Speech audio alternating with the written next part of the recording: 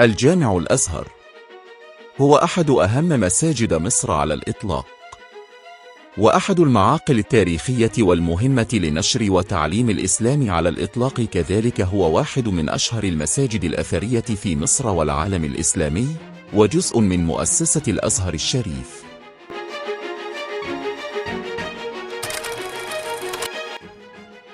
الأزهر الشريف بالقاهرة.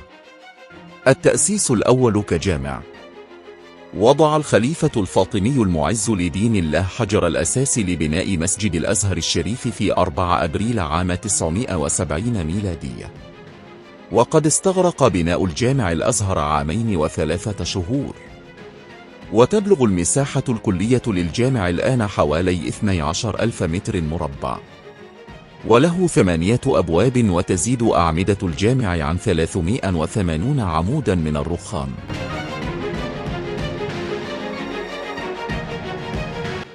أول شيخ للأزهر هو الإمام محمد بن عبد الله الخرشي، وتولى المنصب عام 1601 ميلادي. يعد الخرشي من كبار علماء المسلمين في عصره، ويشار إليه كأول إمام للجامع الأزهر الشريف.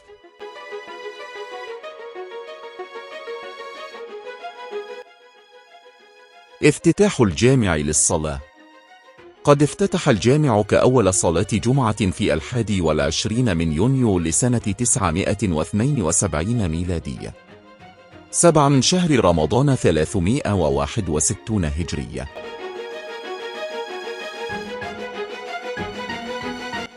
تأسيس الجامع الأزهر كجامعة حديثة كان في 1961 ميلادية، حيث تم إعادة هيكلة الأزهر كجامعة مستقلة بإضافة كليات علمانية.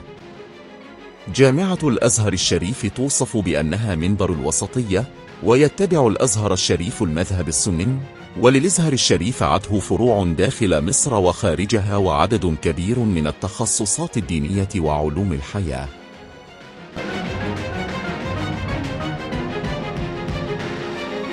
أول رئيس لجامعة الأزهر كان محمد البهي، والذي تولى المنصب في عام 1961 ميلادية، واستمر في المنصب حتى عام 1964 ميلادي. شيخ الجامع الأزهر الحالي هو فضيلة الإمام الأكبر أحمد محمد أحمد الطيب الحساني، وقد تولى المنصب في 19 من مارس لسنة 2010، وهو الإمام 48 في مشيخة الأزهر.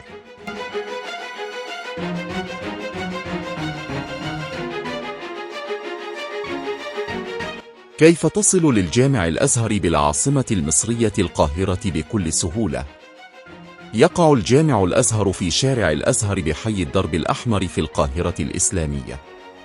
يمكن الوصول إليه أيضا عن طريق تقاطع شارع الأزهر مع شارع صلاح سالم.